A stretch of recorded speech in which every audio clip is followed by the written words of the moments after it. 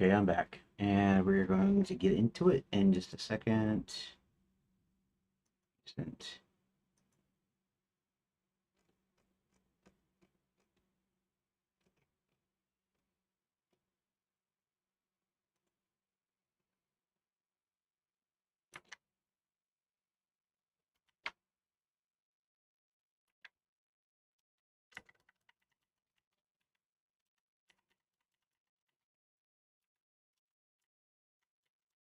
Um,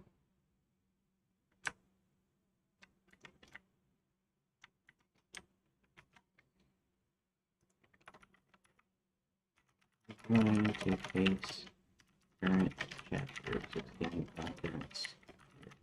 Just a moment, please.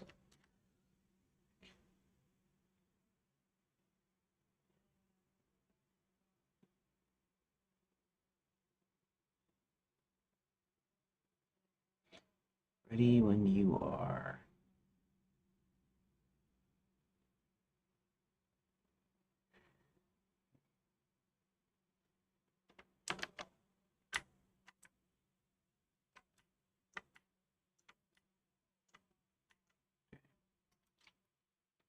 Um, just uh, and I don't announce this yet.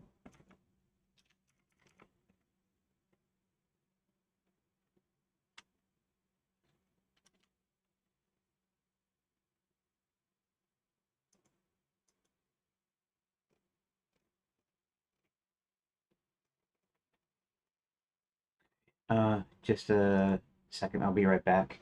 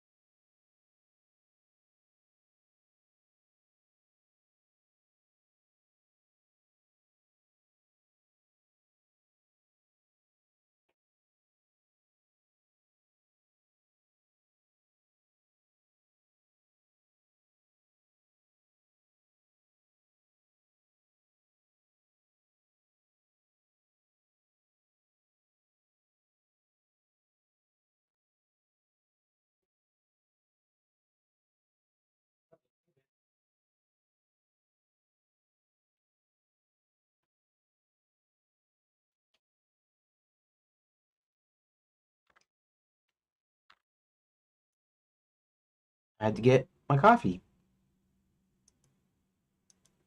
So yeah, coffee. Coffee. Okay. Let's see what we can do. Okay, so let me read what Gemini said. Best of the narrative beats provided this chapter functions as a convergence preparation phase, structurally transition the story from the infiltration of Fairy Guide Cottage back to the Bats and Belfry Motel for the final regrouping. Here's a breakdown of the event past bones required to turn this into a functional room page. This sequence requires a transition from the motel to the college and the mechanical unlocking of the godmother's uh, before the occupied Vega College is restored full magic to bypass the wards. This serves as a narrative payoff for his character arc. The interior where the vacation fairy godmothers are being held, retrieving the enchanted books containing the princesses and exiting. Uh, Sequence 2, the rescue at the motel.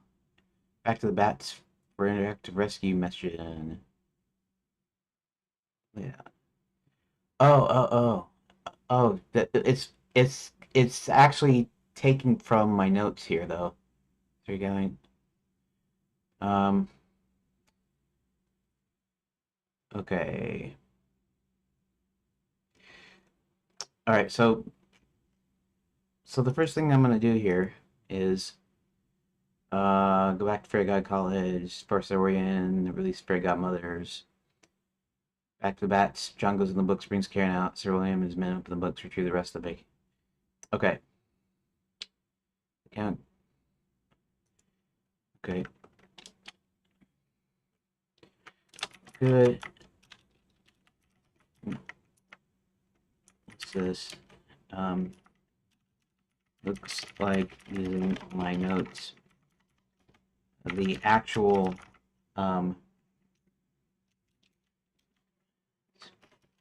while this is this is good.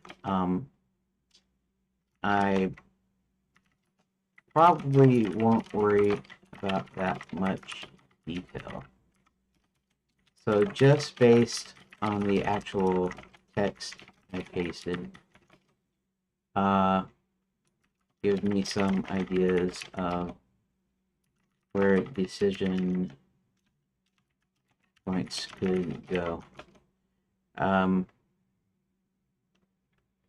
usually do no more than 2. This doesn't mean there can't be additional branches.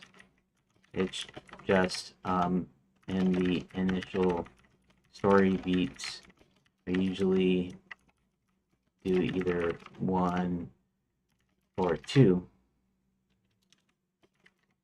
And being only 3 beats, there might only be 1, if any at all. So please give me an idea of where you think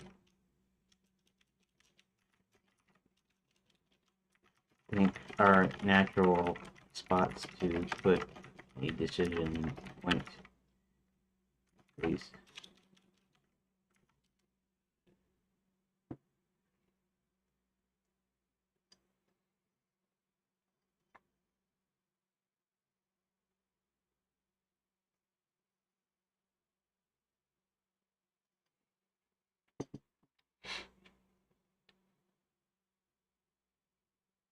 Okay.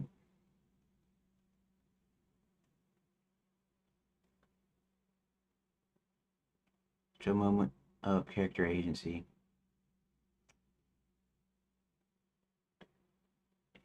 Enters carefully, perhaps trying to call out.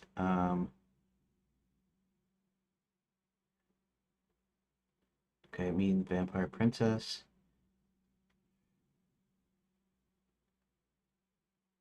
Decision point. Swab aristocrat. April dramatic. Bow and a flowery introduction. Option 2, the luster bat.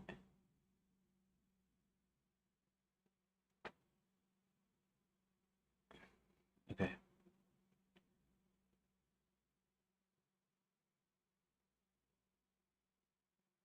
And the biggest power move in the chapter.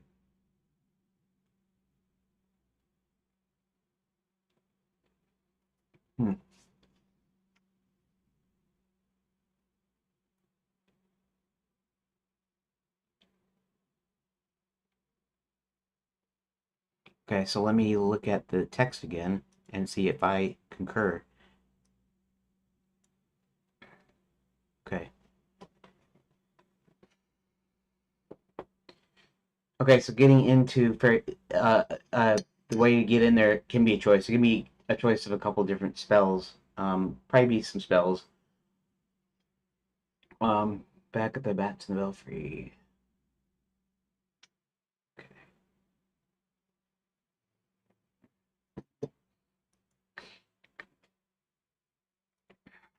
I didn't realize my text had them actually retrieve princesses at the motel. which of course was the original idea, where they bring the books with them. Originally, Hubert was going to shrink the bookshelves in order for them with ease and then re-enlarge them at the Bats ballroom.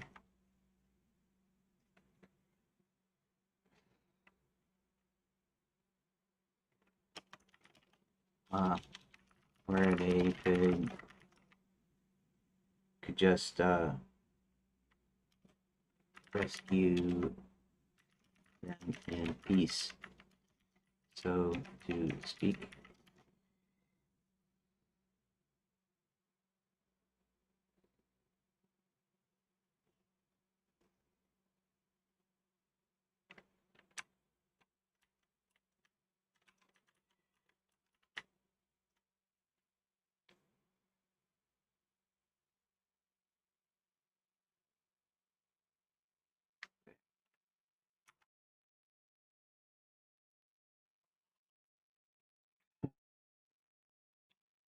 Right.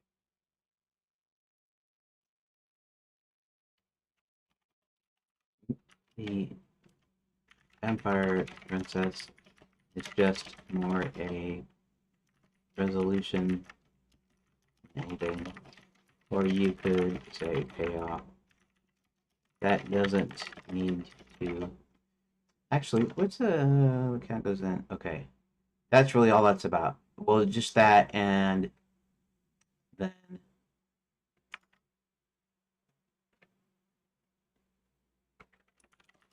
decision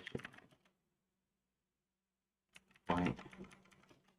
In fact, beat 3 is more or less a cutscene beat, and really, it's just the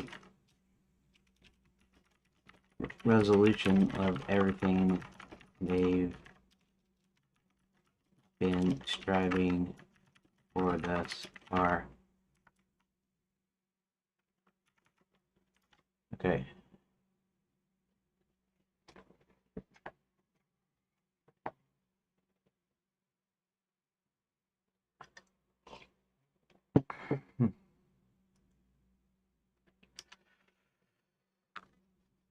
Boop, boop, boop, boop, boop.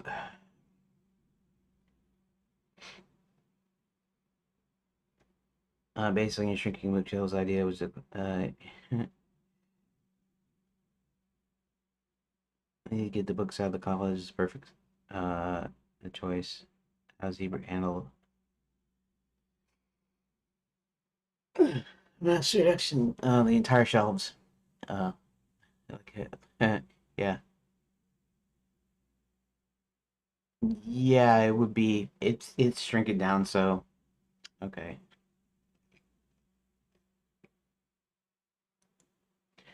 Okay. So this is where my story is again a little thin.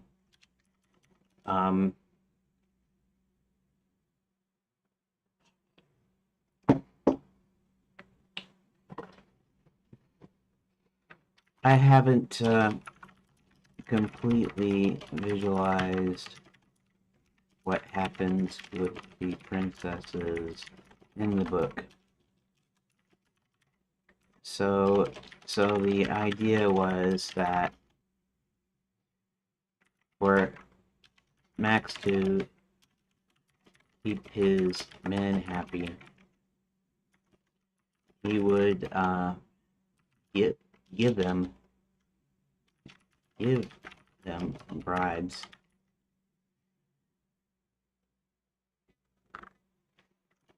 And the way to do that was to was for Violet and Shadow, who at this point is already taken care of. Uh,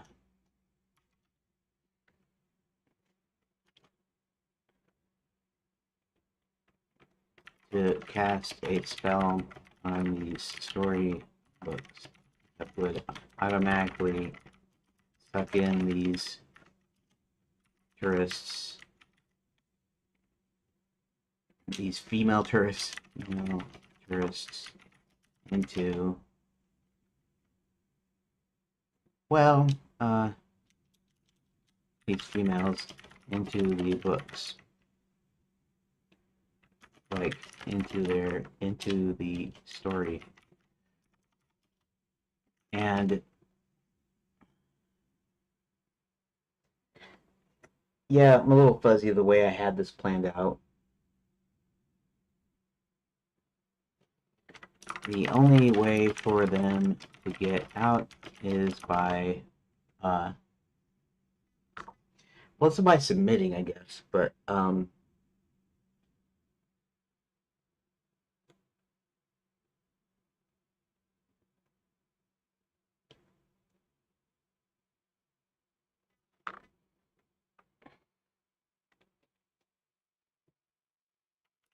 hanging the story out. Okay. If they resisted, it would reset and keep going. I do have a little bit of a problem because I didn't think it out too thoroughly. So it was like these men were like princes, and so they would play out these fairy tales to get their prince. However, there has to be, okay, I didn't think of a way to have them know they were trapped, and the idea being they needed to resist so they're not married off to his men. Um,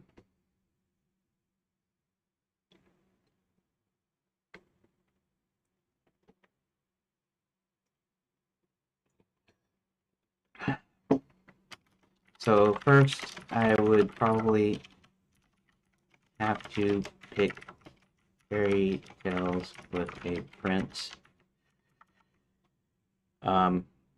And then they would have to be able to know that it wasn't real.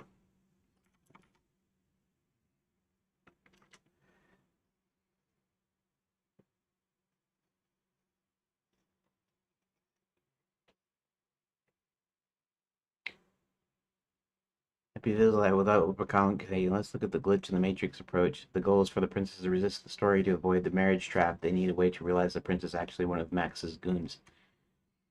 Imagine three classic tales where Prince is just a high-level illusion or a magically disguised henchman. Cinderella. Well, the glitch could be that he still smells like, or his tail keeps popping out from under his coat, or something. Oh, so that's not a bad idea, actually. I might even actually use these ideas. So the idea is that there's something of the real world that is Enchanted Lands, but the real world uh, that's stopping them from wholly buying this thing that they're actually a prince, right? That's good. The glitch is he's using a modern chainsaw instead of a magical sword. He's cursing about his overtime pay. Instead of a kiss, the prince is trying to drag the coffin toward a portal to the real world, the resort. Since these are gay princesses, uh, essentially tourists or students of magic, they aren't damsels, they're modern people caught in a trap. The script error. Princes realize the dialogue is repeating if they ask a question outside the story. The henchman just repeats his line over and over. Heroes anchor He isn't part of the code. His presence is a little wake-up call.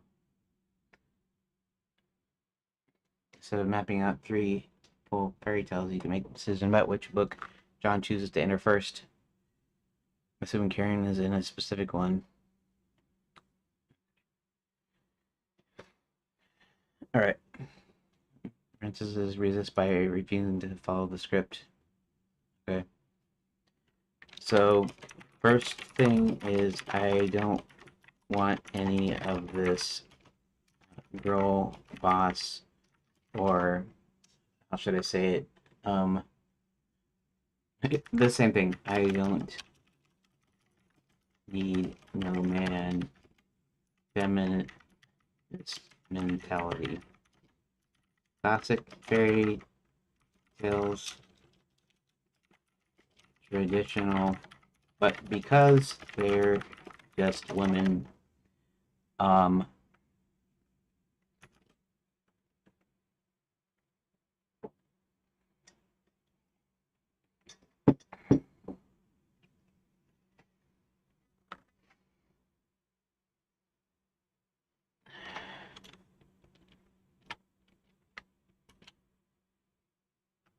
traditional, and in fact is almost good enough to trick them, but there's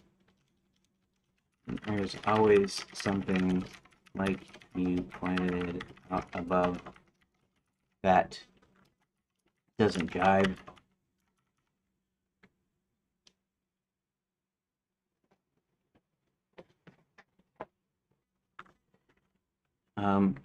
And then the other idea was that that Sir William's men, nice guys, of course,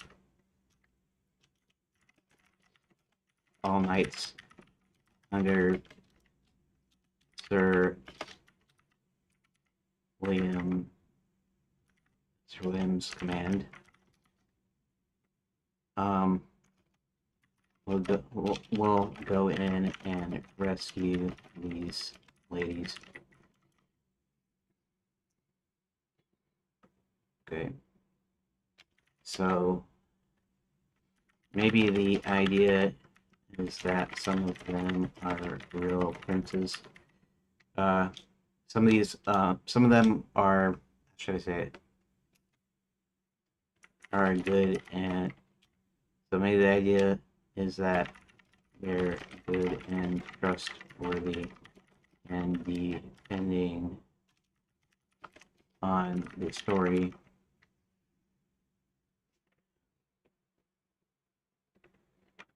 there could be something going on between them, or not, as I'm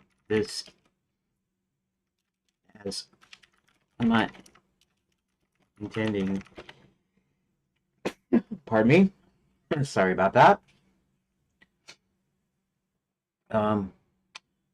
as I'm not intending to get deep into other romances or anything. And even some fairy tales aren't even prince ones. So if I look through various stories, I'll have to pick a couple where it's still the same idea, but doesn't necessarily not the romance.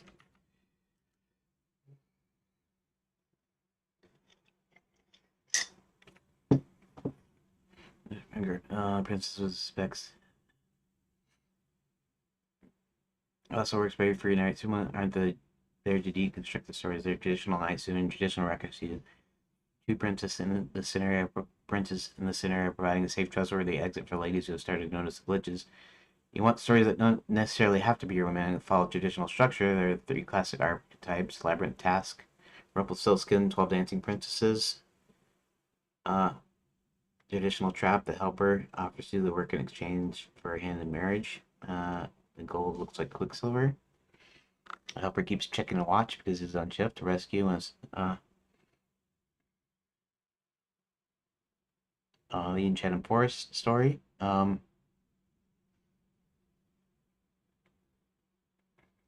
Yeah.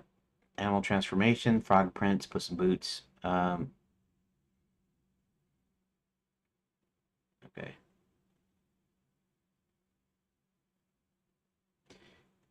You can reframe the choice about how the rescue is organized in the bats. Let's pair up, enter the book simultaneously. Check those in the main book. To focus on the traditional knightly honor. Not sure, but you've given me some more ideas. Now, to focus specifically on John and Karen,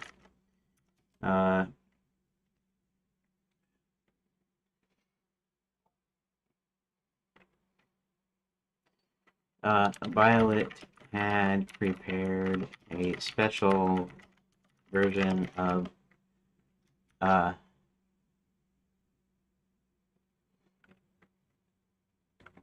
Red Riding Hood for Red. You can look in the notes, but basically, she's the only character that was based on Red Riding Hood.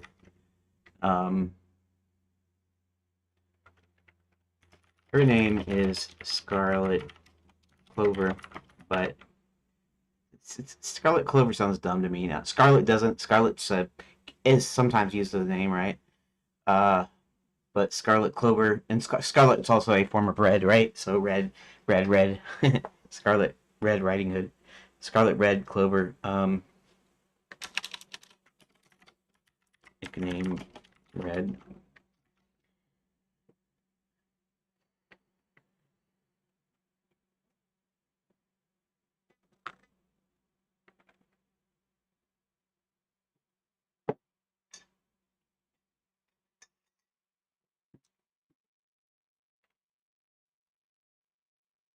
Yeah, I didn't even think about this. This is actually something that I actually do have to think through, though, because uh, it's kind of pivotal in how things work. And so I don't know if what I might do.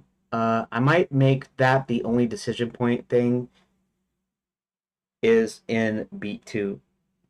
Now, be multiple decision points somehow. I don't know. It might be like Gemini just said, basically. Um,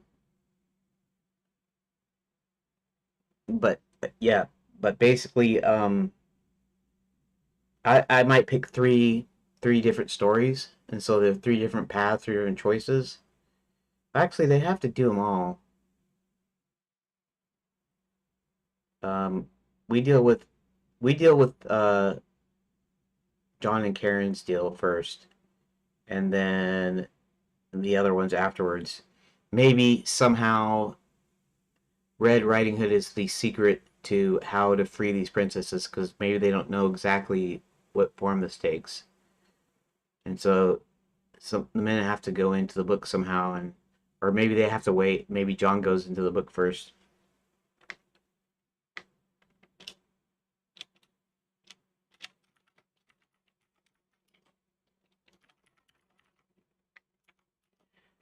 She and Grandma had a scam going by seducing werewolves and taking their pelts. This is the only truly dark part of the story is her backstory. As this is an all ages appropriate comedy, fantasy, and probably 2D cartoony game. Um, until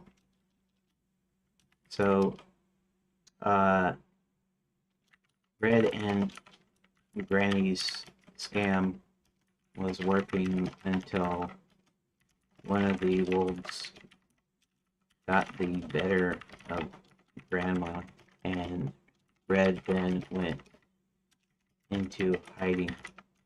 You can see this in some of the notes and like chapters 6 and 15 dealing with them.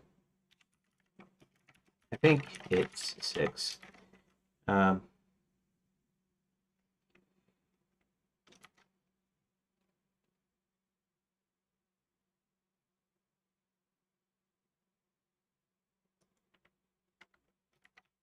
Okay, we'll do it like this. Her name is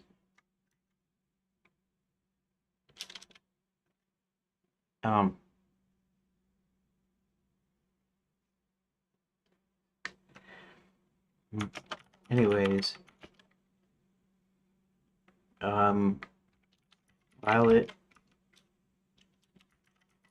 had gotten Kurt to get rid of Red.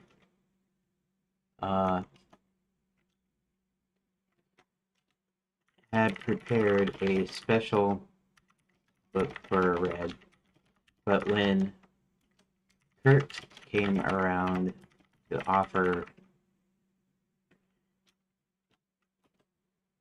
to take control of the pack, the wolf pack, she took the opportunity to get him to get rid of her.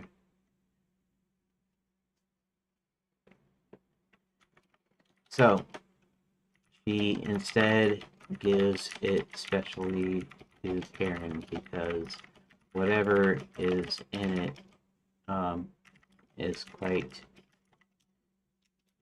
nasty. Again, I haven't really explored what form it takes on. I think the idea being maybe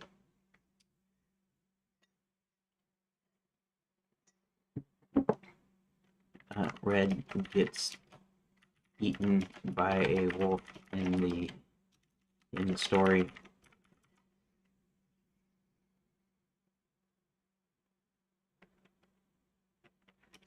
And in actuality, the story has the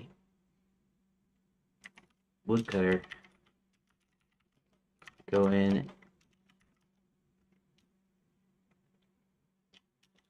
If memory serves, in the actual story, the woodcutter gets eaten on purpose and cuts his way to freedom.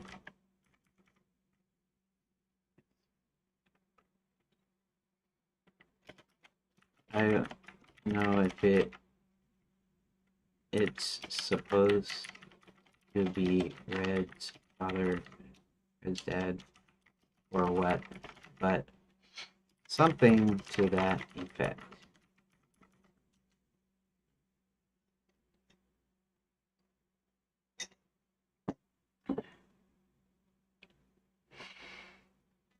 Since Red is a color. Oh, when Carrot gets shoved into a specific book, she's not in a happy fairy tale. She's in a trap designed for a hunter. Since you're working on the event, we can turn this into a twist into a high-stakes sequence. John, as the book confines himself in a dark, stylized forest, Red Trees finds Karen. She's wearing the red cloak and can't take it off. It's the script of the book forcing the role on her. The woodcutter, the hero of the story, is missing or has already been processed, and the grandmother is clearly a werewolf henchman who hasn't even bothered to put on the nightcap properly.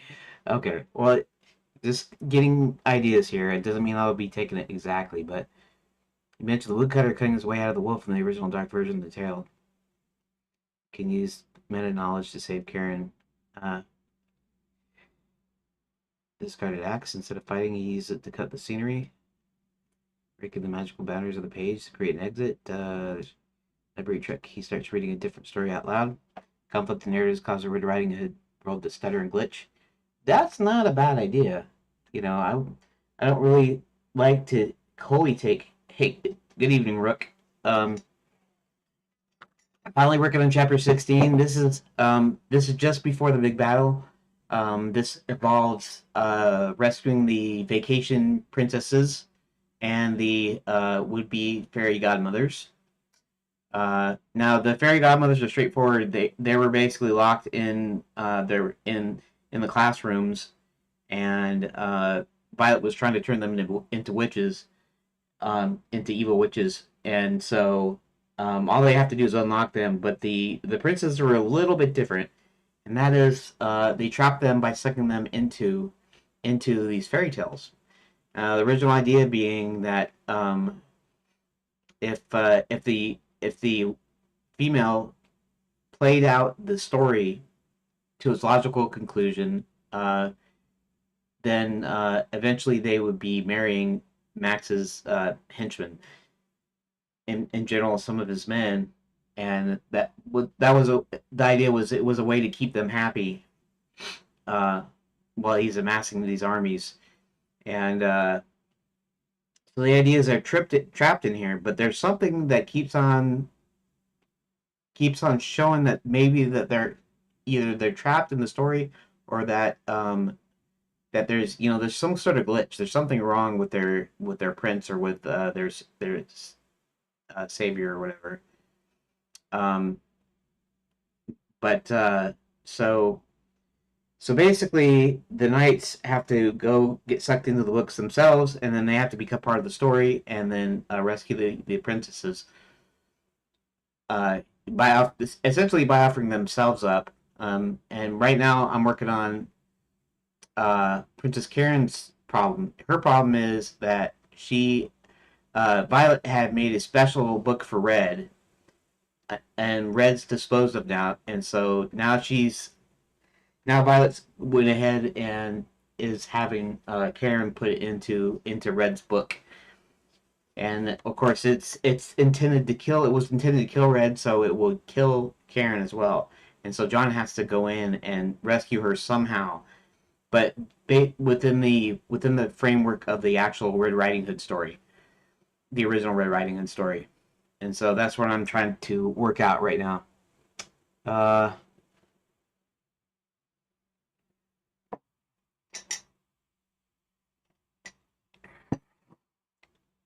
he knows the rules of stories.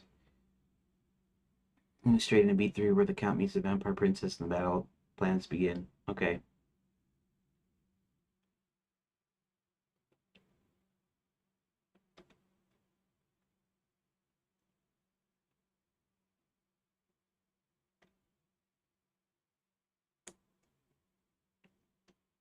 Used on someone else. Karen's now in the book meant for Red. Does Red realize her tailoring matron? She too busy.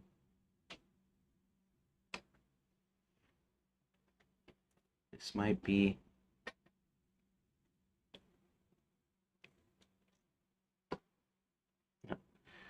Um, you read chapter 15 from the All Rooms file. Red is disposed of rather quickly by Kurt.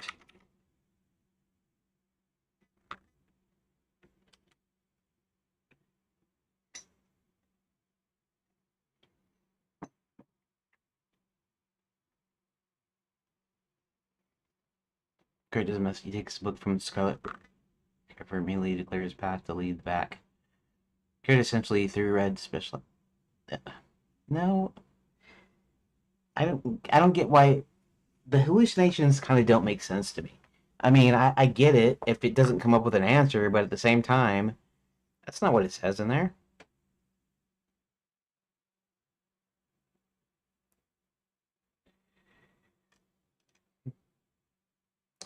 Okay, let me go. Let me find which. I'm pretty sure it's chapter 6 because that's the first half of it. Uh, let's go. Here, let's go up to. That's chapter 4. This is chapter 6.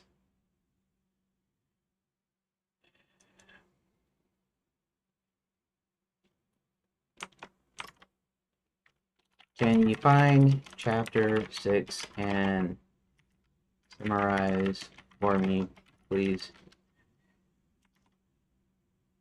I know what it's about, but I wanted to do it because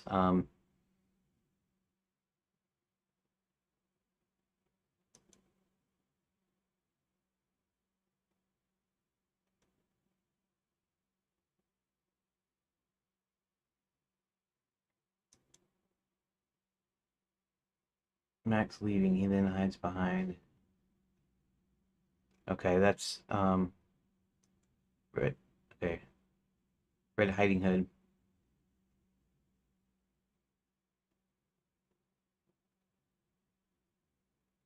Max thinks of a few ways to persuade her.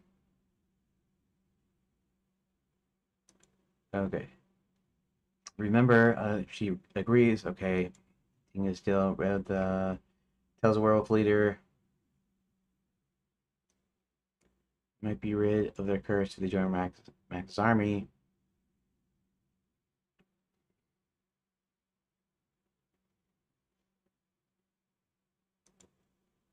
Kurt, Wrath's second in command, leaves the werewolf village after remembering Red and Violet's rivalry. Kurt then travels to Fairy God College to meet with Violet. Kurt reveals Red was promising to remove their curses, and he didn't want that. Kurt asks Violet to make him the leader of the pack. Violet agrees if he eliminates Red and brings her Red's hood and the werewolf totem of leadership. Okay. Kurt does the deed. He sees Max leaving. Uh, go after Red. Dead Riding Hood. After Kurt signals a werewolf warrior standing off away from the others, tells the warrior to tell Red he knows about Grandma and to follow. Kurt waves him away. When the warrior leaves, Kurt proceeds to reveal himself as the reason for Grandma's demise. Before she has time to react, Kurt's already on her. Nobody hears anything in the village. See?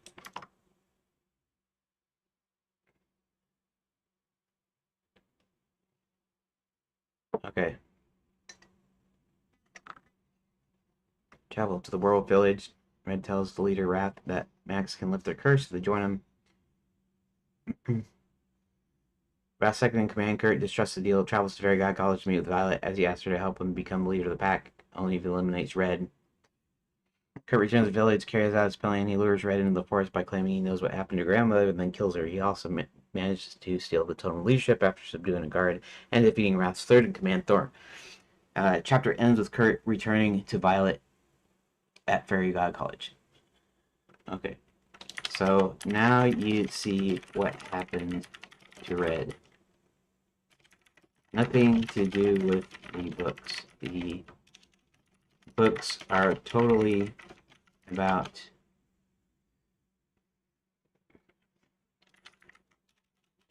Violet at Fairy God College.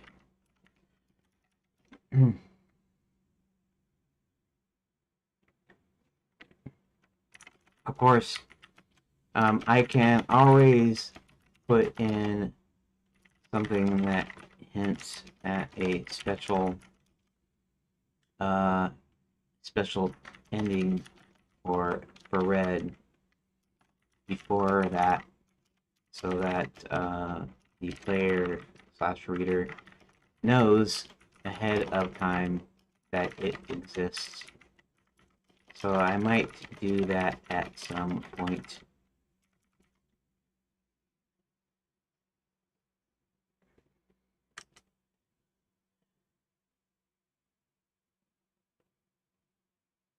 Disposed of by cursed betrayal in the forest, the book is met.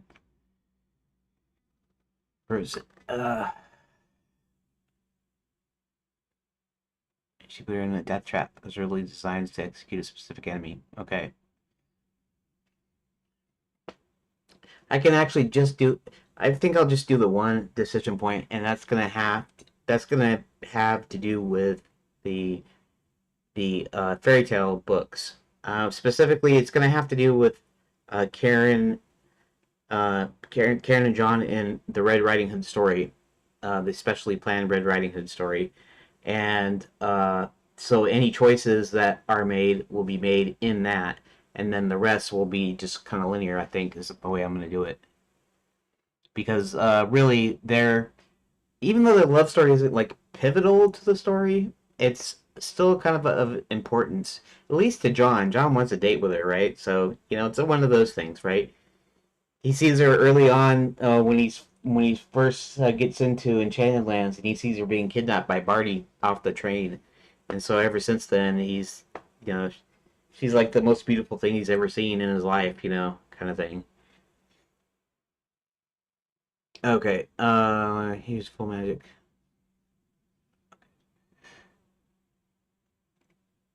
Okay, I think I think what I'm going to do is okay is the only real decision point or points will happen in the Red Riding Hood story because this is sort of important. In fact, it will probably be it will probably inform them that how to break the spells of the other books. Since this is only a 3-beat chapter, that's the most logical. So the only thought here is how did Violet originally intend to kill Red? I suppose the wolf ends up eating her instead of being rescued. Um,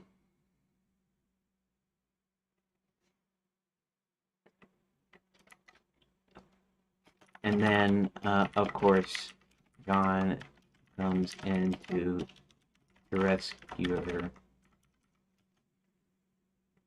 And you're right, since he's a library a book since he's kind of a book nerd, he might not really be the axe wielding type. And plus, I'm still keeping this all ages appropriate, so I'll figure that out. Wish I could just finish. If I could just finish this thing here, 17 and 18 is going to be a cakewalk. Making the Red Book the central puzzle of the chapter, you turn a short sequence of strategic breakthrough the team needs for the final battle. So reinforces John's specific value. He's a knight, but he's a master of the narrative. So you want to keep it all ages. Avoid axe swinging John. Here's how we can bridge the Red Riding Hood trap with traditional non-violent resolution. And it doesn't mean that they're against fighting. In fact, I can actually even say that here. Um, because he's going to struggle with Max at the end, uh, at the end of the towards the end of the battle. At the end of the story, he's going to struggle with Max, so there's going to be a fight. So it's not like he's against fighting. It's just he's not the typical. He's not the you know. He's not the sword wielding kind of gung ho or military guy or whatever. The tough guy exactly. Not exactly non. I mean, he's still a dude, but he's more like he's a nerd. He's like a nerd, right? I'm a nerd. I'm not like a gun guy or knife guy. Um, exactly. You know, I, you know, I'd rather avoid confrontation when I can. That kind of thing. But we're not making him like a weakling or anything like that. By its master version, the traditional happy ending. And how many times the woodcutter never hears her. Eventually, the wolf, the magical catches her, and the book closes permanently. It was designed to be only inevitable end for. Yeah, yeah. This is the thing too. It's not gonna.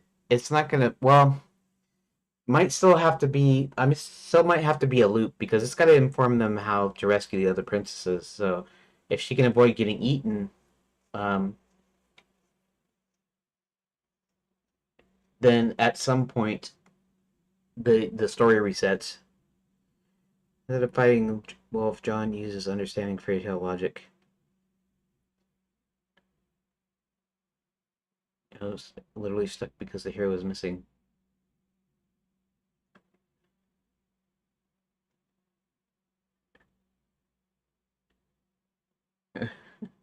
Grandma's actually in there. The wolf's magical form collapses into ink.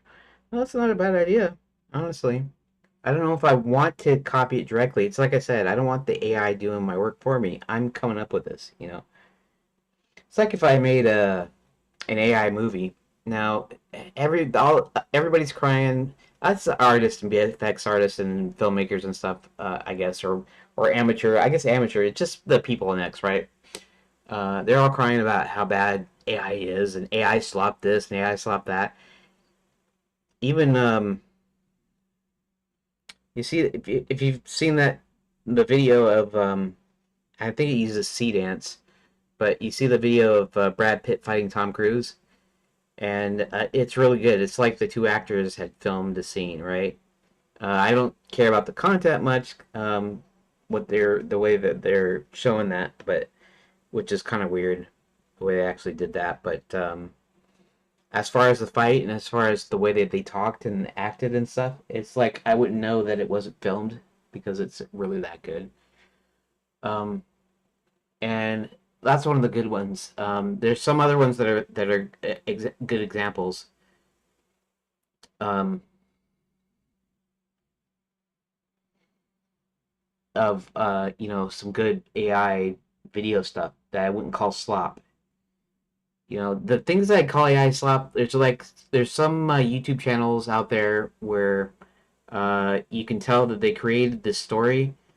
Half the time they're portraying it as a real true account of something, when really it's actually made up. And then they use the AI to write it. They use the AI voice, and that's really bad. Their AI voice.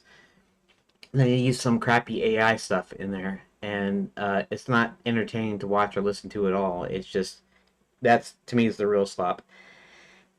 Recreate something that's good, something that I don't mind watching, or whatever, or something that's really realistic or something. As long as you tell me that it's AI, I don't have a problem with you using AI video. I think we're gonna have some guys that want to make a movie, like me. Okay, so I got social anxiety, and so I I've kind of always wanted to do some movie stuff. Originally, I wanted to do practical visual effects, like old school, like optical and stuff. Until they completely turned over to CG. And then the other time was like screenwriting and various things. And if I had never been nervous around talking to people and stuff, I would have taken all the classes. I probably would have been in Hollywood in some fashion maybe. I'm not saying that I'm that good or I would be that good. I'm just saying that would have been the tack that I approached. And I'm actually kind of glad now that I was nervous enough not to do anything because Hollywood is kind of scum right now, really.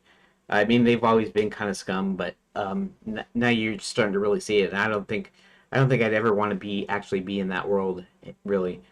I wouldn't want to have anything to do with those creeps and weirdos that run the movies.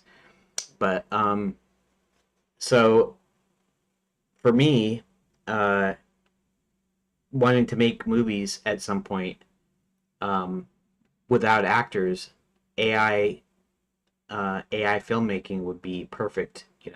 Yeah. So the AI is doing a lot of the work or most of the work. Right now, it's still not that great unless you have access to the best models and you have an unlimited supply of money to be able to use up the tokens or whatever. But to be able to do the best. But if I had the money, I'd probably turn some of my ideas into movies. I'd be making an AI movie right now. And when I was done with it, um, you wouldn't know that it wasn't filmed. I think. Some of the AIs, I mean, you could still really tell it, but um, it would be something that I wanted to see, that I wanted to see something put out, and so I'd be essentially directing it. Like a director. A director directs stuff, right? You have the cinematographer, and you have the set decorator, and you have the script supervisor, and you have the lighting technicians, and you have all these different guys doing stuff. And the director, it's usually his vision, right? So a director directs. He tells the actors what to do, where to go. The script tells them what to say, and he tells them how he wants them to portray it, right? And so the director kind of directs everything, right? This is why he's called the director. Um, and so in this case with the AI filmmaking, everybody can be a director. I could be a director, so I'd be in a sense directing virtual actors to do what I want to do.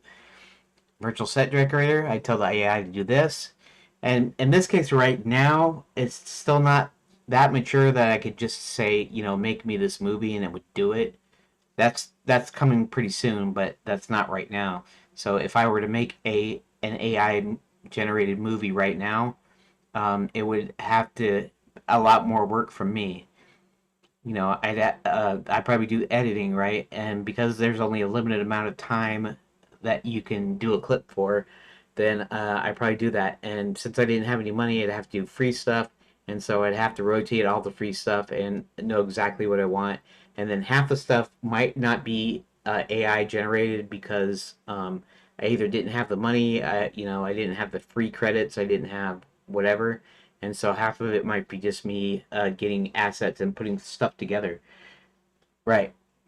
And so essentially, I'd be doing a lot more of my own work.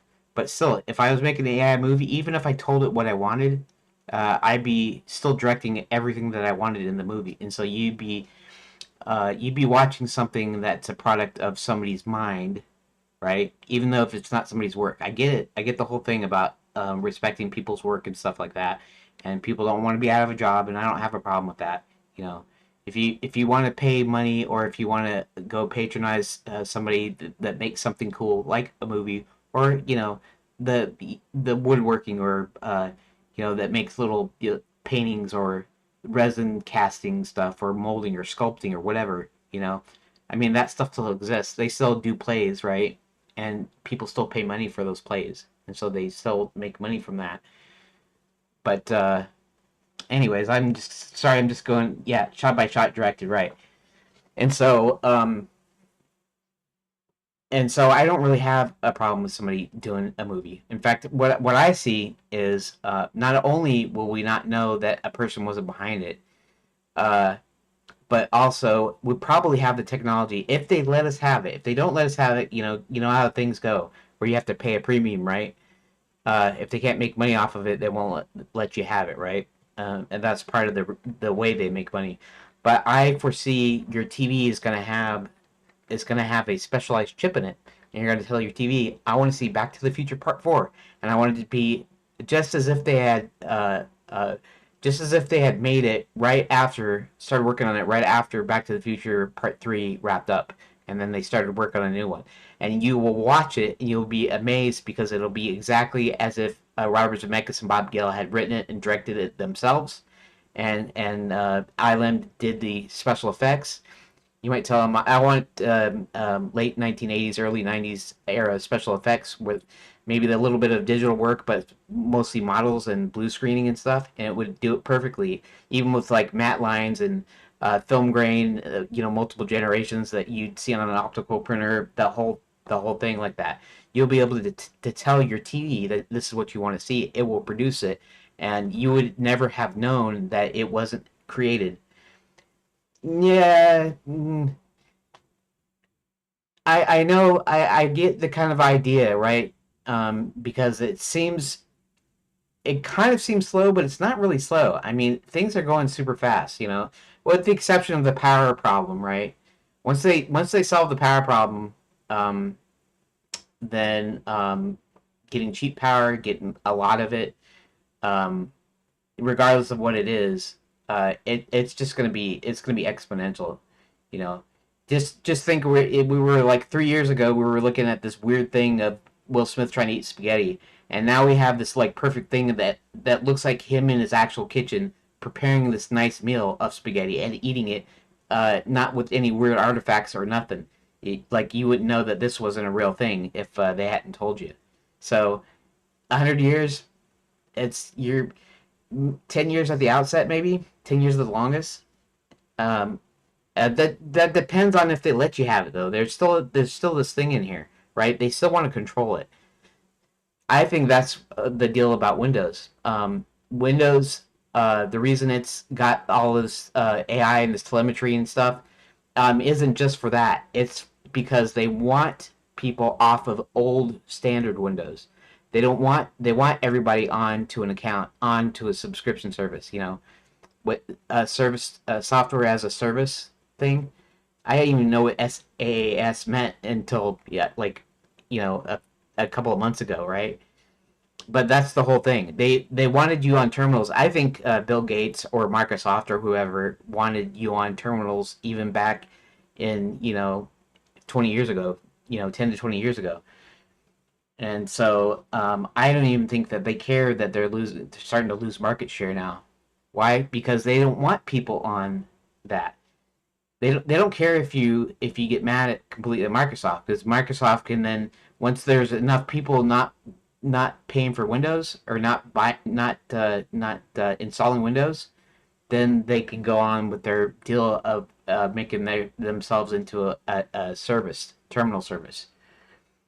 Anyways, I'm going off, and now I have like 20 minutes left, so I need to get back to this. So at least I can get a little something done today here. So let me get back into the thing. Sorry about that. I was just explaining that I don't necessarily want the AI to do all my work for me, because this is still my game I'm making. I'm just using it to as a tool to help me figure stuff out. Anyways, let's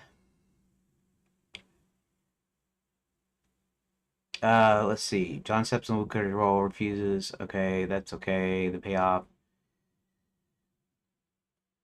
I break the rules. The door's open. Okay. So,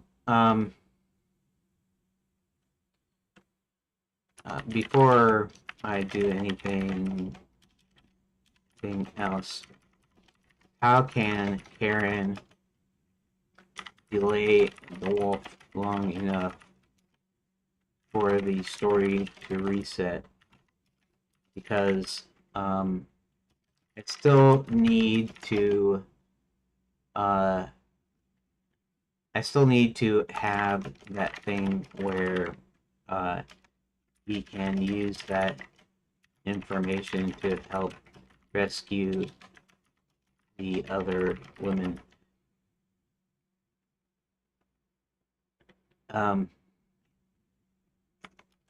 So it can't be just a one-time. I mean, it can be fatal. That is, if she lets it go, she'll get eaten, and that will be the end. But it still needs to loop. Okay, let's see what it says here. Lean into the monologue loop. Yeah, I guess villain monologuing is sort of a yeah. I mean, it's a trope now where the villain monologues. Why? Because he's got this super huge ego, and so he tells them everything he's doing. A smart guy wouldn't do that, so But considering that this is a fairy tale, this is a cartoony adventure, he could probably the wolf might actually end up monologuing. That might be a good idea. In fact, the wolf could actually be Kurt. Kurt could actually be in there. Uh, that's not a bad idea. Let letting Kurt be the demise of Red. Just as she was the demise of this as Kurt, as he was the demise of Grandma. That might work. Uh, Karen can keep him talking to force him to repeat his lines. The story can reach the eat command. This creates a glitch John needs to exploit. Delay tactic. Lays questioning his disguise with increasingly absurd observations. The wolf is magically bound to the script. If Karen says, "Oh, grandmother, what berries you must say, all the better here we." That's my. That's not a bad idea, actually, and that goes in line with what I was thinking, anyways. So he points out that part of his disguise that isn't in the book. The magic stutters. Pointy nose you have. All the better. Wait, that's not the line. The reset. When the wolf fails to complete the dialogue tree correctly, the page resets to the beginning of the scene. Yeah, that's okay. That'll work. I still need to have a choice in here somewhere, though. When Anna enters, he watches happy and sees the reset occur. He realizes the book is a logic puzzle, not a physical fight. John's realization for the event bats is a script. As long as we don't say the closing line, the story can't end. If we force a logic error, the exit portal appears. See, this is great. It actually helps me figure out exactly kind of what I was thinking, even though I didn't figure out the idea or the thought. John brings his knowledge back to Sir William's men in the Bats Library. Don't fight the monsters in the books, just break their dialogue. If Dragon says he's going to breathe fire, ask him to see his brush or crashes the story. It allows the knights to rescue the other princesses safely and quickly without needing to master the sword to be a master swordsman. It turns the rescue into a comedy sequence where the knights are essentially trolling the fairy tales to break the spells. That's not a bad idea, actually. I I might have to use that anyways. It still falls in line, so it's not like I was asking it to completely write me something, but that's exactly what I was thinking when I wrote it. Even though I wasn't sure how. Jonathan's book with Karen, you can give the player a choice of how to trigger that final logic error. It's that grandmothers don't have fur, which causes the wolf to literally dissolve into a pile of ink.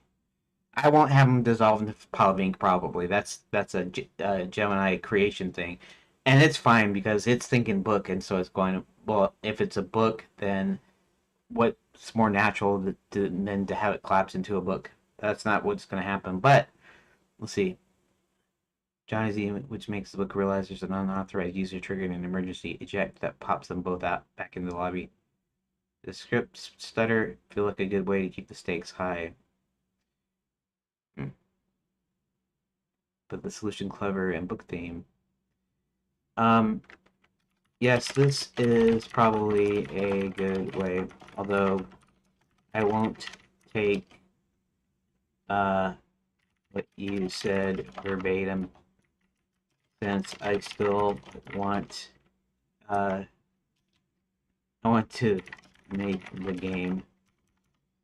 I mostly use the AI chatbots to bounce ideas off of, but this whole method of doing this is actually in line with what I was thinking, even if I couldn't articulate it yet. Okay.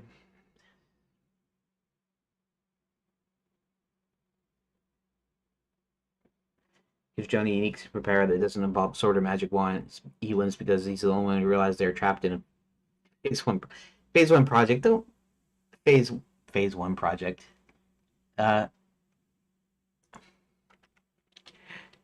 don't mention us. Don't need to mention phase one. It's just for my roadmap. It's just for developing the game.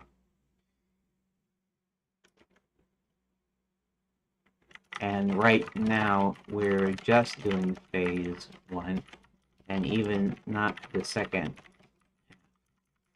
So, just think of it as a single project for right now.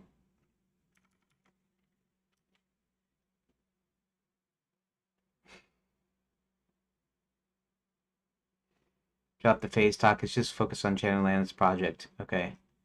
Superpower. They dropped. When you sit down, they drop the room IDs. Prove the villain's logic. Max can be broken by logic errors. They're debugging the books.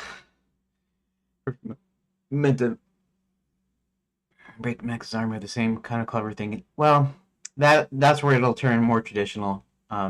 Because the battle won't really be in. The battle is just going to be described, except for the time at the end. I don't know if you ever if you played King's Quest Six, but in the King's Quest Six, you fight the Grand Vizier, or Alexander fights the Grand Vizier, and what you do is you grab a sword that's hanging on the wall, and you pick it up, and then all you do is you keep on clicking on the Vizier, and so it kind of maps out the battle like you're watching it in a movie, sort of. So he does the strike thing, and then when you click on him, you strike him, and then he does this next thing, and it's almost like a turn-based fight in a sense, even though it's really was just meant to add a little bit of interactivity in the fight sequence. It wasn't really meant to be like it's not an action game you're playing. And that's mostly how the battle's going to be. The battle's not going to be a lot of stuff. It's just going to kind of describe it as like they're all fighting and stuff. And so visually, it's just going to be like an animation showing the battle. I might spend more time on the battle later on when I'm doing animations and stuff, and actually map out who does what, and actually let it be a pretty exciting thing. But as far as your interaction goes, it's not with the battle. It's what John and Max are doing, right? He sees somehow he sees Max trying to escape by climbing up the machine, and I'm guessing.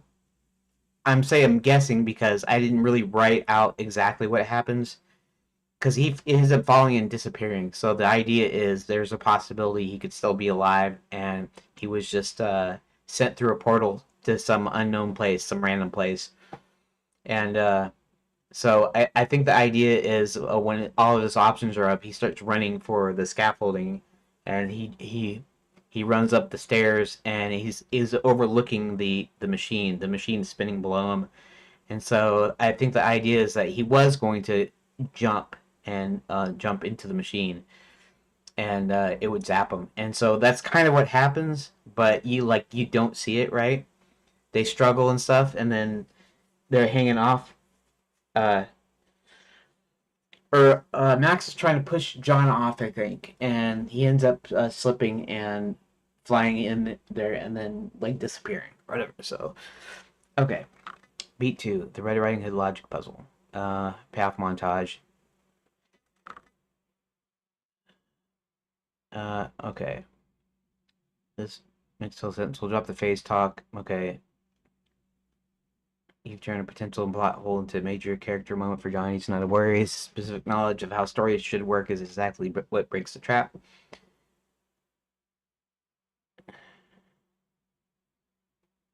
Um, I think Karen doesn't know about the fairy tale. In fact, I don't think any of them do. Well, if they're tourists from our realm, they would know. There might be a few of those. The vampire princess does not know. Karen doesn't know either. So she's going to have to identify something.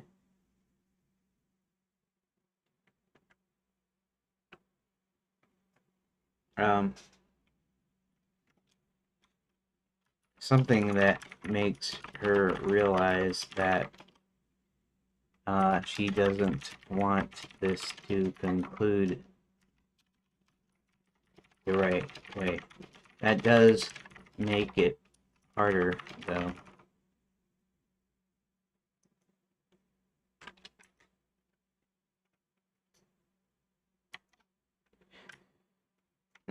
Uh, the right way. That does make it harder, though.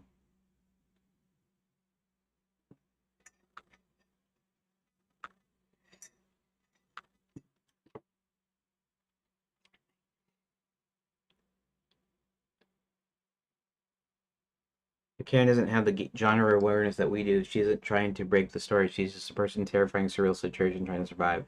Makes the event pass more intense because Karen's motivation is grounded in pure instinct and character consistency rather than meta knowledge. Since Karen doesn't know the Red Riding Hood script, her delay doesn't come from knowing the dialogue. It comes from realizing something's fundamentally wrong with the person she's talking to. Wolf's in the bed wearing the nightcap, pretending to be Grandma. Karen's natural reaction. She doesn't see a fairy tale character. She sees a bizarre furry stranger in her friend's relative's bed who's acting incredibly creepy. The instinctive delay. Instead of just walking up to be eaten, Karen stays by the door. She starts asking nervous questions, not because she's following the script, but because she's stalling for time while looking for an exit. Why are you wearing that? Why is your voice so deep? Where's the actual person who lives here? Book specialist. Intervention. Wait, this red. The woodcutter is missing. The logic to Karen in real time. Let him finish that sentence. He says the last line of the trap closes.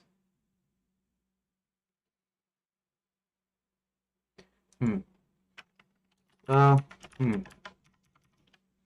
If the logic breaks by asking odd questions and not sticking to the script, then wouldn't it just end because Karen doesn't really know what's going on? That's a question I gotta ask.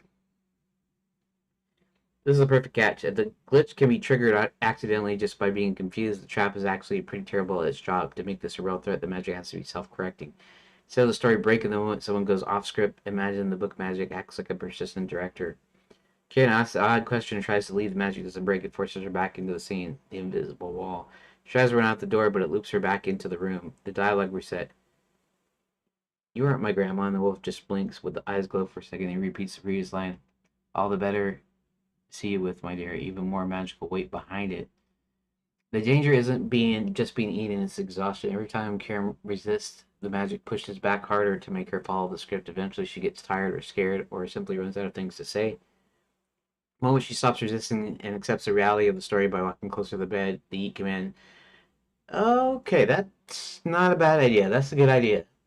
So the idea is that it keeps exhausting her, and eventually she walks closer, anyways, close enough for the wolf to eat her. This is where John's value comes in. Karen is fighting the character. They realize they need to fight the book itself. Karen struggled. Karen, stop fighting the wolf. He's just a puppet for the ink. Okay, we have to make the story impossible to finish. Since you want this to inform the other rescues, John needs a specific type of error that the correction magic can't fix. John is used to an object or fact that doesn't exist in traditional fairy tale, like a library card or modern watch. The book's correction magic tries to fix it, but can't find a fairy tale equivalent, causing a blue screen and eject them. Actually, that's not a bad idea. The time period. Okay, the time period is set in contemporary times, but there's a little bit of a but here, but which is that the contemporary time is going to be, we'll say, late 80s, early 90s, maybe early 90s, because this is an adventure game which was kind of popular in the early 90s. So we could kind of say maybe around there is where uh, it is. But there are modern things that aren't fairy tale. You don't necessarily have libraries in fairy tales. Um, well, you don't have them in fairy tales at all. That doesn't mean you don't have them in fantasy. A fantasy world, they might have a thing where they do have a library, where you do have to have a library card or whatever equivalent. But not in a fairy tale, right? So pretty much anything that's modern or anything that's out of place doesn't fit there. Okay.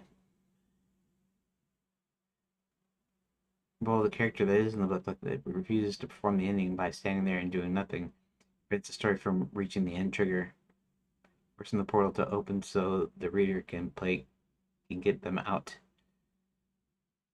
And first you into the story, don't fight the monsters, they'll just reset. You have to find a way to be impossible. Be a knight who refuses to draw his sword or a prince who won't climb the tower. If you don't play the part, the book can't hold you. Um, okay. Uh, yeah, that sort of works. We still have the thing where, um, I say it.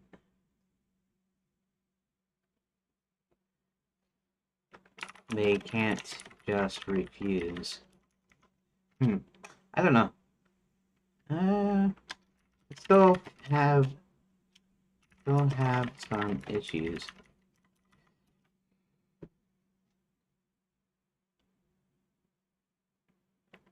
So let's say not Karen is in. Do we do Sleeping Beauty? Cinderella? Uh,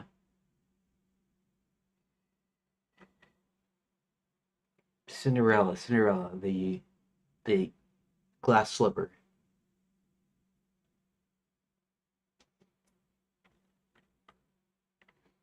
Karen is in Cinderella. And so the climax is when the prince is checking all the eligible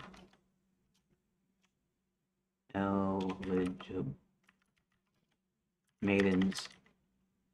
Check on the eligible maidens, the kingdom, for the right fit for the glass slipper.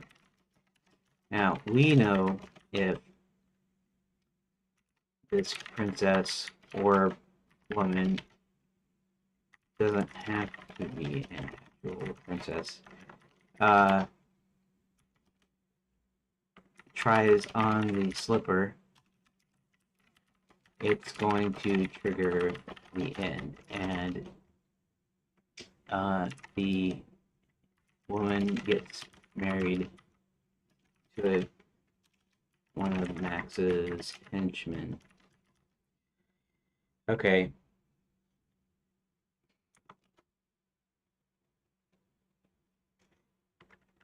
So, the knights can't trigger something by putting something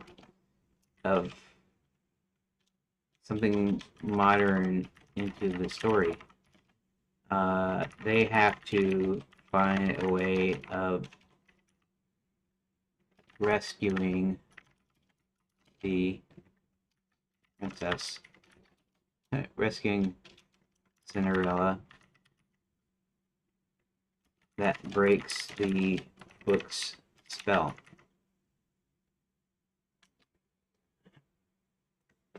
Yep, 3:29. It's about time for me to go. I didn't get much done today in a way, but this is a great logic puzzle. To keep traditional in all ages, the solution shouldn't be a cheat like a modern watch. It has to be a virtuous disruption of the fairy tale's own internal rules. In this traditional Cinderella story, the magic of the slipper is that it only fits the one true bride. Max's trap relies on the magic forcing the fit, so the wedding and the trap becomes inevitable. The traditional break, the second slipper. In classic tale, Cinderella proves her identity not by the slipper fitting, but by producing the second glass slipper from her pocket. This is the key that the knights can use to break the spell. The strategy for the knights based on John's discovery, the infiltration. The knight enters the book during the slipper trial scene. The impossible choice. Instead of fighting the prince, the henchman, the knight has to find the true second slipper hidden within the narrative's code, the attic, or the pumpkin remains. That's okay. So that's not a bad idea, right? So, and I can treat the other fairy tales as sort of the same way. So instead of following the deal, he has to do it, right? So, and then fairy tale logic will be that whoever fits, since um, since it's one of these other knights, these other guys that produce a glass slipper that fits Cinderella, fits the woman's foot, you know, um, then it breaks it because it's not her own, it's not the actual glass slipper that's in the game. It's a different one, kind of thing. Logic break. When the henchman tries to force the first slipper onto the woman, the knight steps forward and presents a real second slipper to the woman first. Because the woman now holds the true magic of the story, the henchman's fake slipper trap loses its power, and the story can't marry her to fake prince if she already has the proof of the real story. It creates the logic error that pops the exit portal open. Huh. For John, restoring the rightful role situation. Well, it's about to trigger the eat command because the woodcutter is missing.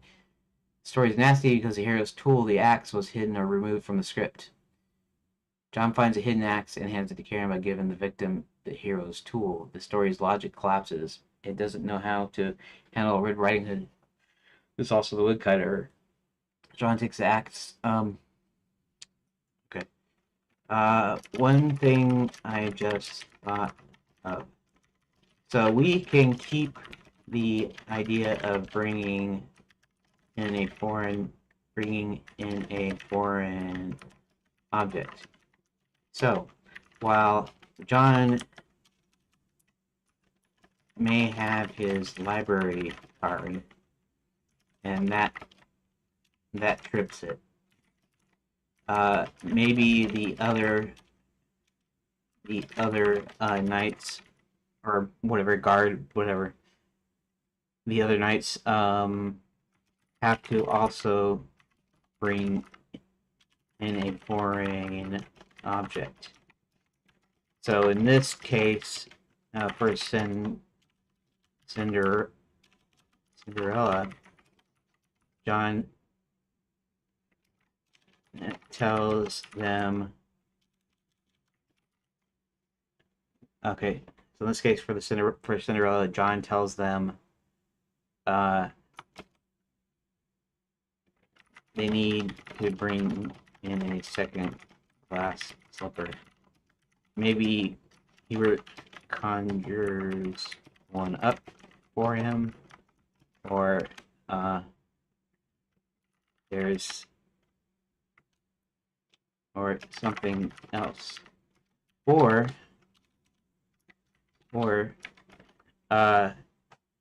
the vacation princesses might have belongings.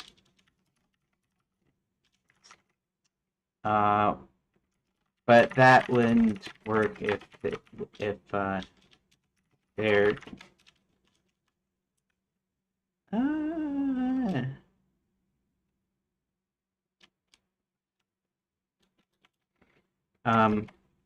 another thought I had is that they could bring in something the women had on them that's personal, like one of their own shoes or something. Now, we know that they incinerate the personal belongings of the ladies. However, we could still figure out a way that they could have some sort of object, either at their hotel rooms or something, which might make some sense here, and in fact is actually an explanation as to why there was an incinerator. Well, no explanation why they would have one in the first place. But let's just say Violet converted one of the ovens to do this. Actually, that's good because it essentially, it's not really a hole, but it essentially kind of gives another explanation, so it makes it more solid. It ties the event past directly to the infiltration of the college incinerator scene. By using a personal object as a system crash for the book, you create a perfect narrative loop. Max and Violet tried to erase women's identities by burning their things, but one of the things they missed becomes the key to their defeat. Personal object mechanics. Since you mentioned the incinerator was a converted oven by Violet, it makes sense that the cleanup wasn't 100% efficient. Perhaps some items were set aside for sorting or fell behind in the bins. While Hubert is grabbing the books, John or the Count finds the lost and found bin near the incinerator contains small personal trinkets that haven't been burned yet, a locket, a specific hair ribbon, or a mismatched shoe. Logic. These objects carry the reality of the women. When a knight enters the book, the story tries to force the women into a role by presenting her with their actual possession from the real world. The fiction of the book can't resolve the contradiction. This is cool. I like this. I like this idea. Here's how the bones. Where do you link real world anchors? Sorting bin. Okay, this is okay. It's just okay.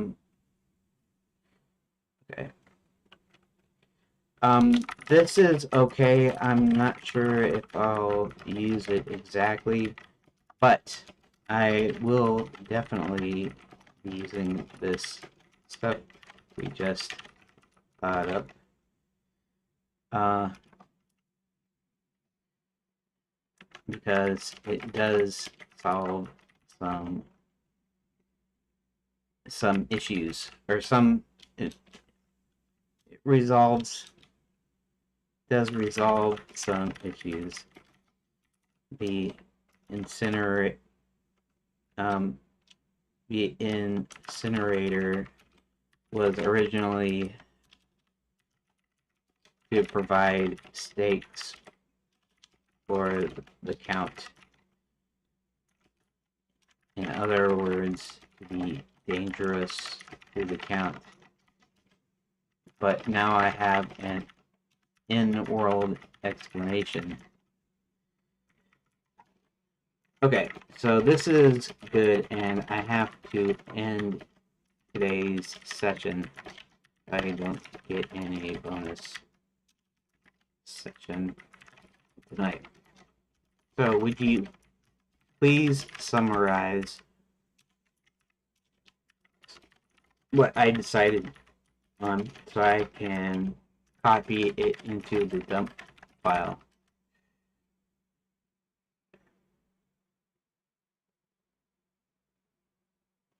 Here's a summary.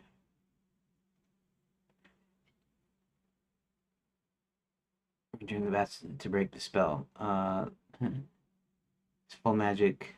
Well, that's not it. Okay, the trap logic. The books are self-correcting narratives. If Prince resist her roll, the magic forces her back into the script or loops the scene. Danger is exhausted, and she eventually accepts the story's reality of the trap, and the wolf fake prince wins. Logic error solution. John enters the Red Riding Hood book and asks the trap originally meant for the now disposed of Scarlet Red Clover. Break. John presents Karen with a personal item from the real world. This creates a narrative paradox. The book cannot resolve the presence of a real world identity within the fairy tale. The result, logic error causes the book to glitch, tear, opening an exit portal. John then briefs Sir William's knights to use the remaining personal items to debug the other book's debug. I don't know why it's doing that. I guess it's because I talked about using Python or whatever, coding or something. Uh, the convergence. John and Karen are safely back in the lobby. The knights successfully troll the other stories to free the rest of the women. And aftermath, a real vampire princess path for his journey and his help at the college. Roland and the Roland and the Gnome King doesn't. The Gnome King doesn't leave. The Gnome King is. In fact, I don't know what happens to the Gnome King. I mean, yeah, that's a good. That's a good thought. That's okay. I'm gonna leave this here. Okay, so I like this. I can copy this and I can use this for my dump file. Recent this, and we're gonna go ahead and at the end.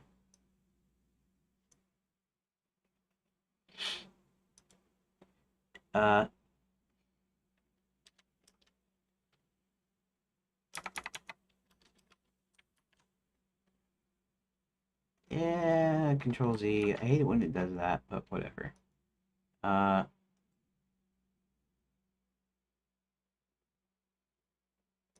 Trip formatting. Paste special formatted text. Okay, good, good, good.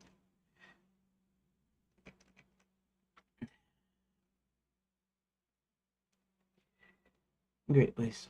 We turn to thin transition, clever logic-driven rescue that ties together several earlier plot threads. I mean, I know it sounds like I'm tooting my own horn, so to speak, but I like the fact that because I decided to do the script outline, uh, since I decided to give them a main plot and a subplot, even though I don't necessarily use them, because I had a full plot for the whole thing, and then the way I segmented it and stuff. I kind of like the way it's turning out now because now the stuff in the end, towards the end, is uh, is fixing itself or filling itself in, so to speak. In other words, I say I want to do something, and then when I think of something, of course I have to use the AI to help me. It's like bouncing ideas off of, but it triggers something where I go, oh yeah, I remember this thing here that I wanted to refer to back here, and then it's just like Violet. Doesn't show up in the rescue, and that's because what I did was when I changed the order of 14 and 15. So I put the werewolf thing back into 15, and then I put the first part of I put chapter 14 before it. Uh, that's Violet, and then 15 when the werewolf thing rolls around and concludes. Basically, Max confronts Violet, takes her back over there, and she gets gotten rid of. And then with 16, Violet's no longer there, right? Which allows them to do all this other stuff. So it kind of it helps fixes holes in plot things that because of the way I did it. And so I think it's makes it a pretty good way of doing this. Anyways, that's all I've got for today. Let me do my little recording though before I log off here. Um, okay, so today is Monday, April 6th, 2026, and today what I got done is I used Gemini this time to help me figure out about Chapter 16. Now, Chapter 16 is where they come in and rescue the vacation fairy godmothers and princesses, and then just before they prepare for the final battle, which is happening in 17.